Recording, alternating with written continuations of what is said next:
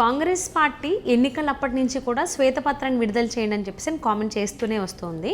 ఇవేని ప్రభుత్వం టేకప్ చేసిన తర్వాత కూడా శ్వేతపత్రాన్ని విడుదల చేయండి అని దానికి ప్రతిఫలంగా అనుకోవచ్చు, ఇంకేదైనా కావచ్చు. బీఆర్ఎస్ ఏమో శ్వేతపత్రాన్ని రిలీజ్ చేసింది. సో దానికి ఆపోజిట్గా కాంగ్రెస్ పార్టీ స్వాహా పత్రాన్ని విడుదల చేస్తాము త్వరలోనే ఇలా కామెంట్ చేస్తారు. సో వీళ్ళు ఒకరి తర్వాత ఒకరు ఆరోపణలు చేసుకుంటూనే ఉన్నారు. కానీ కేంద్ర ప్రభుత్వం చూస్తూనే ఉంది. ఈ కాళేశ్వరం ప్రాజెక్టుకు సంబంధించి ఎప్పుడైనా కానీ సిబిఐని ప్రవేశపెట్టేటువంటి అవకాశాలు ఉన్నాయని చెప్పేసి అని టాక్ వినిపిస్తోంది. ఇది ఎంతవరకు వాస్తవం ఏంటి? ఈ అంశానికి సంబంధించి మనతో మాట్లాడడానికి, వారి విశ్లేషణను మనతో పంచుకోవడానికి ఈరోజు మనతో పాటు ఉన్నారు senior journalist, senior political analyst CS Rao garu ఉన్నారు. వారితో మాట్లాడదాం. నమస్తే అండి. నమస్తే సజన. అంటే తెలంగాణలో ఇటు కాంగ్రెస్ పార్టీ ఏమో ఫస్ట్ నుంచి శ్వేతపత్రాన్ని విడుదల చేయండి అని చెప్పిన బీఆర్ఎస్ని అడుగుతుంటే, బీఆర్ఎస్ ఏమో శ్వేతపత్రాన్ని విడుదల చేసింది. శ్వేతపత్రాన్ని మీరు విడుదల చేస్తారన్నట్టు పోటాపోటీగా కాంగ్రెస్ పార్టీ స్వాహా పత్రాన్ని విడుదల చేస్తామని కామెంట్స్ చేస్తున్నారు. అంటే వీళ్ళు ఒకరి మీద ఒకరు ఆరోపణలు చేసుకుంటూ ఉంటే సైలెంట్గా కేంద్ర ప్రభుత్వం మాత్రం కాళేశ్వరం ప్రాజెక్టుకు సంబంధించి ఎప్పుడో ఒకప్పుడు సిబిఐని ప్రవేశపెట్టేటువంటి అవకాశం ఉంది. కానీ కాంగ్రెస్ పార్టీ ఏమో సిట్టింగ్ జడ్జిని కూర్చోబెట్టి మేము విచారిస్తామని చెప్పేసి అని వీళ్ళు అంటుంటే, అది జరిగేలోపే సిబిఐ ఎంటర్ అయ్యేటువంటి అవకాశాలు ఉన్నాయని చెప్పేసి అని విశ్వసనీయ వర్గాల సమాచారం అన్నట్టుగా టాక్ వినిపిస్తోంది. ఇది ఎంతవరకు వాస్తవం? అసలు ఈ కాళేశ్వరం ప్రాజెక్టుకి సంబంధించి ఏదైతే అవినీతి జరిగిందని చెప్పేసి అని కాంగ్రెస్ పార్టీ వాళ్ళు అంటున్నారో అది బయట పెట్టేటువంటి అవకాశం కాంగ్రెస్కు ఉందా, లేకపోతే కేంద్ర ప్రభుత్వమే తీసేసుకుంటుందా అవకాశాన్ని? ఒకటేంటంటే గత కొన్ని రోజుల నుంచి, అంటే అసెంబ్లీ స్టార్ట్ అయినప్పటి నుంచి బీఆర్ఎస్ పార్టీ, కాంగ్రెస్ పార్టీ రెండు కూడా చాలా నైస్ గేమ్ ఆడుతున్నాయి. అంటే దొరికినట్టు అలా గేమ్ ఆడుతున్నాయి అన్నమాట. పబ్లిక్ని ఒక రకంగా పబ్లిక్ని ఏంటంటే ఆలోచనలో పడేసేలా, కన్ఫ్యూజన్ చేసేలా వాళ్ళు ఆ రెండు పార్టీలు చాలా వ్యూహాత్మకమైనటువంటి గేమ్ను ఆడుతున్నట్టు భావించాల్సి ఉంటుంది. ఎందుకనంటే సిట్టింగ్ జడ్జి చేత కాళేశ్వరం ప్రాజెక్టు మీద విచారణ చేపిస్తే ఏం జరుగుతుంది అనేది అందరికీ తెలుసు. ఒక కేసు కోర్టులోకి వెళ్తే అది ఎప్పుడు తేలుతుందో అందరికీ తెలుసు. అంటే విచారణ సుదీర్ఘంగా ఉంటుంది. అంటే సిబిఐ కూడా అంతే అని చెప్పేసి కామెంట్స్ అంటున్నారు కొంతమంది. సిబిఐ అలా కాదు. సిబిఐ ఏంటంటే ఇమీడియట్గా యాక్షన్ ఉంటుంది, ప్లస్ అన్ని రకాలుగా సిబిఐ విచారణ చేయగలదు. ఎందుకంటే ఇప్పుడు కాళేశ్వరం ప్రాజెక్టుకు సంబంధించి మేడిగట్టు కుంగిపోవడం అనేది దానికి కారణం ఏంటంటే already national dam safety authority చెప్పింది. ఏం చెప్పింది? డిజైన్లో లోపం ఉంది, కన్స్ట్రక్షన్లో లోపం ఉంది, నిర్వహణలో లోపం ఉంది అని చెప్పింది. ఆల్రెడీ చెప్పేసింది కదా. చెప్పిన తర్వాత ఈ 3 యాంగిల్లో ఇన్వెస్టిగేషన్ చేయాలి. ఇన్వెస్టిగేషన్ చేయాలంటే సిబిఐ మాత్రమే త్వరితగతిని చేయగలదు. ఇది అందరికీ తెలుసు. కానీ సిట్టింగ్ జడ్జి చేత మాత్రమే నేను చేపిస్తానని చెప్పి కాంగ్రెస్ పార్టీ అంటుంటే, ఓకే నీకు చేత అయితే సిట్టింగ్ జడ్జి చేత విచారణ చేయించని వాళ్ళు రెచ్చగొడుతున్నారు బీఆర్ఎస్ పార్టీ. అంటే అధికార పార్టీ, ప్రతిపక్ష పార్టీ రెండు ఒక సేఫ్ గేమ్ ఆడుతున్నాయి అని చెప్పి ఒక వర్షన్ వినిపిస్తుంది. ఇదంతా ఒక ఎత్తు అయితే అసలు సిబిఐ ఎందుకు ఎంటర్ కాకూడదు డైరెక్ట్గా? అంటే ఇక్కడ ఒక చిన్న డౌట్ అండి. అంటే ఏదైనా అవినీతి జరిగింది అన్నప్పుడు ఇమీడియట్గానే కళ్ళ ముందు పెడితేనే అందరూ నమ్ముతారు. సో అలాంటిది రేవంత్ రెడ్డి గారు సిట్టింగ్ జడ్జితో మేము విచారణ చేపిస్తామని అనడం, అంటే అది లేట్ అవుతుందని ముందే తెలిసి ఆయన కావాలని అన్నారా? అంటే ఆయన పదవీకాలం అయిపోయేంత వరకు కూడా టైం కొనసాగించాలి అని. ఒకవేళ ఇమీడియట్గా సిబిఐ కనుక చేస్తున్నట్లయితే సిబిఐని ఎందుకు ఆయన అప్రోచ్ అవ్వలేదు? ఇప్పుడు సిబిఐకి యాక్చువల్గా ఆయన పిసిసి అధ్యక్షుడిగా ఉన్నప్పుడు కంప్లైంట్ చేశారు కాళేశ్వరం మీద సిబిఐకి.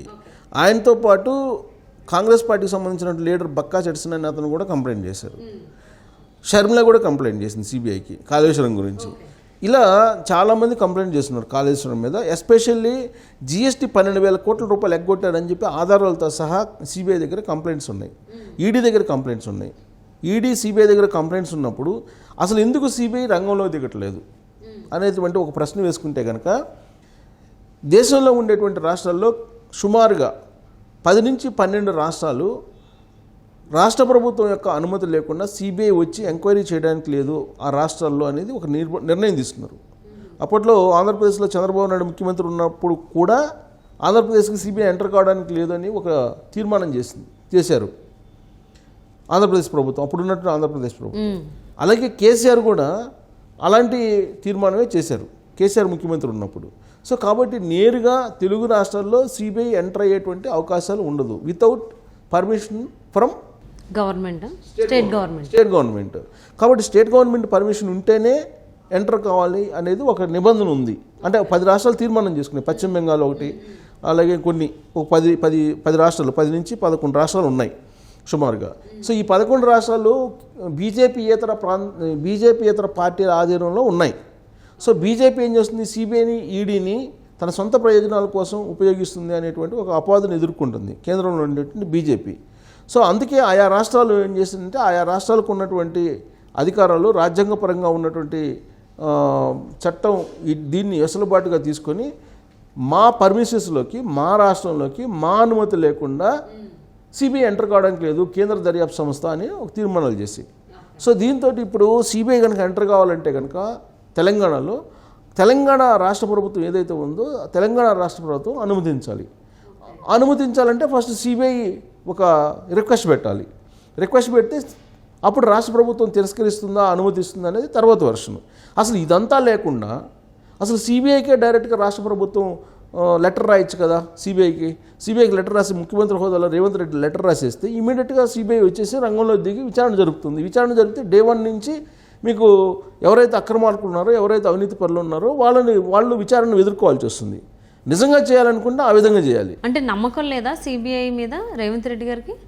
నమ్మకం లేకపోవడం కాదు, అదే ఇక్కడ చాలా నైస్ గేమ్ ఆడుతున్నారు అని చెప్పి, మ్యూచువల్ అండర్స్టాండింగ్ గేమ్ ఆడుతున్నారని చెప్పి మనం విశ్లేషణ చేసుకోవడానికి అవకాశం.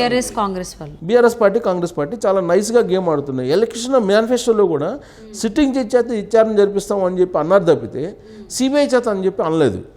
సో అందుకే ఇప్పుడు వాళ్ళు ఏమంటారు కాంగ్రెస్ పార్టీ, మేము ఎన్నికల్లో చెప్పినటువంటి హామీ ఏంటి, సిట్టింగ్ జడ్జి చేత విచారణ జరిపిస్తామని చెప్పాము. సిట్టింగ్ జడ్జి చేత విచారణ జరిపిస్తాం. సిట్టింగ్ జడ్జి చేత విచారణ జరిపిస్తే ఎప్పటికి పూర్తి కావాలి అది? అసలు దోషులనే వాళ్ళు ఎప్పుడు తేలుతారు? అంటే సుప్రీంకోర్టు కొన్ని సంవత్సరాల పాటు పట్టే అవకాశం ఉంది. అంటే సుప్రీంకోర్టు నుంచి కూడా ఒకటి పాస్ అయినట్టు ఉంది కదా, GO kind of thing. So ఏదైనా కానీ కేసు కనుక ఫైల్ అయితే ప్రజాప్రతినిధుల మీద అది విత్ ఇన్ డేస్లో చాలా టైం పీరియడ్ కూడా పెట్టారు, టైం బౌండ్ పెట్టారు. టైం బౌండ్ పెట్టి ఈ టైం బౌండ్ లోపల ప్రజాప్రతినిధుల మీద ఏమైనా అవినీతి ఆరోపణలు ఉన్నా, క్రిమినల్ కేసులు ఉన్నా విచారించాలని చెప్పారు. కానీ విచారించాలంటే కనుక దానికి సంబంధించిన వనరులు ఉండాలి, దానికి సంబంధించినటువంటి మ్యాన్ పవర్ ఉండాలి, మానవ వనరులు, జడ్జెస్ ఉండాలి, కోర్టులు ఉండాలి, ప్రత్యేకమైనటువంటి కోర్టులు పెట్టమన్నారు. ఇంతవరకు ప్రత్యేకమైన కోర్టులు దేశవ్యాప్తంగా ఎక్కడ పెట్టలేదు. ఉన్నటువంటి కోర్టులతోటే కేసులు చాలా ఉన్నాయి. సో ఇలాంటి పరిస్థితుల్లో సిట్టింగ్ జడ్జి విచారణ జరిపించడం అంటే అది ఇప్పట్లో తెగేది కాదు, అది అందరికీ తెలిసినటువంటి విషయమే. న్యాయ వ్యవస్థ గురించి ప్రాథమిక అవగాహన ఉన్న ప్రతి ఒక్కరికి తెలుసు. ఇది సిట్టింగ్ జడ్జి విచారణ ఆదేశిస్తున్నామంటే ఇది ఇప్పుడు కాదు, కొన్ని సంవత్సరాలు, కొన్ని దశాబ్దాలు పట్టేటువంటి అవకాశం ఉంది అనేది అందరికీ తెలిసినటువంటి విషయమే. సో ఇలాంటప్పుడు సిట్టింగ్ జడ్జి విచారణ వేస్తే కాల్ఫర్ చేస్తారు, ఇంజనీరింగ్ కాల్ఫర్ చేస్తారు ఫస్ట్, లేదా సెక్రటరీని కాల్ఫర్ చేస్తారు, వాయిదా వేస్తారు, 1 నెల 2 నెలలు వాయిదా వేస్తారు, ఇలా లేదా ఒక 5-6 నెలలు వాయిదా వేస్తారు. సో అది అయ్యేదేనా? కోర్టు కేసులు ఎలా ఉంటాయని అందరికీ తెలుసు కదా. సో కాబట్టి బీఆర్ఎస్ పార్టీ, కాంగ్రెస్ పార్టీ చాలా తెలివిగా పబ్లిక్ని, తెలంగాణ సమాజాన్ని పక్కదోవ పట్టిస్తున్నాయి అనేటువంటి చర్చ ఇప్పుడు నడుస్తుంది. సో అదే ఇప్పుడు తెలంగాణ ఉద్యమకారులు, తెలంగాణ మేధావులు కూడా ఇదే అంశాన్ని పరిశీలిస్తున్నారు. అందుకే ఫస్ట్ అసలు వీళ్ళ ఆస్తులు ఏంటో బయటికి తీయండి ఫస్ట్ అని చెప్పి డిమాండ్ చేస్తున్నారు ఇప్పుడు తాజాగా. కల్వకుంట్ల ఫ్యామిలీ ఆస్తులు కానీ, లేదంటే అంతకుముందు ఉన్నటువంటి బీఆర్ఎస్ పార్టీకి సంబంధించినటువంటి ప్రజాప్రతినిధుల ఆస్తులు కానీ వీటన్నిటిని బయటికి తీయండి అనేటువంటి డిమాండ్ చేస్తున్నారు.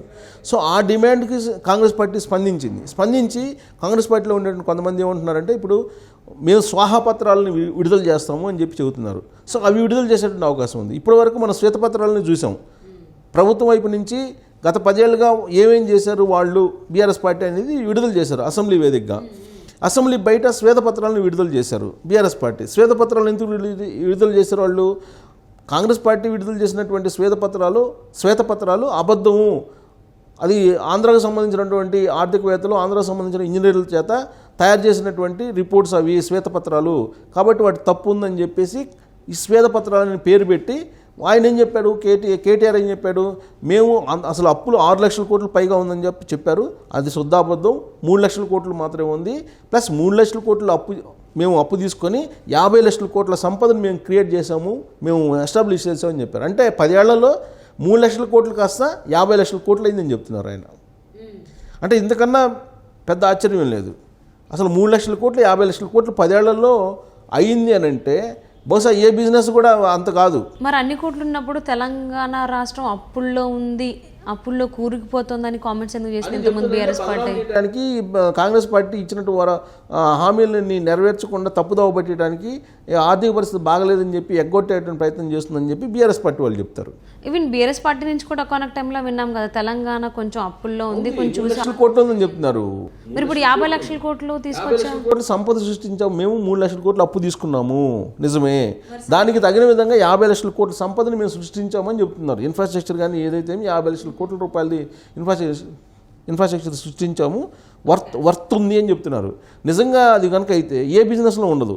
10 ఏళ్లలో 3 లక్షల కోట్లు పెడితే, అంటే 3 లక్షలు పెడితే 50 లక్షలు అయిందని చెప్తున్నారు 10 ఏళ్లలో సుమారుగా. అంటే మనం అంచనా వేసుకుంటే ఎన్ని టైమ్స్ పెట్టి కొన్ని 100 టైమ్స్ పెరిగినాయి అని చెప్తున్నారు.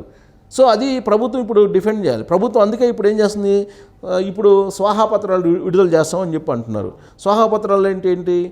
కేటీఆర్ ఎన్ని ఫార్మస్లు కొన్నాడు, కేటీఆర్ ఎక్కడెక్కడ ఆక్రమణలు చేశారు, కేటీఆర్ డ్రగ్స్ సంబంధించినటువంటి ఆరోపణలు, ఇవన్నీ కవిత ఇల్లు ఎంత, కవిత బంగారం ఎంత, కవిత కొనుక్కున్నటువంటి విలువైనటువంటి వస్త్రాలు ఎన్ని, లేదంటే విలాసమైన వస్త్రాలు పరికరాలు ఎన్ని, వీటన్నిటిని అనౌన్స్ చేయబోతున్నాడు.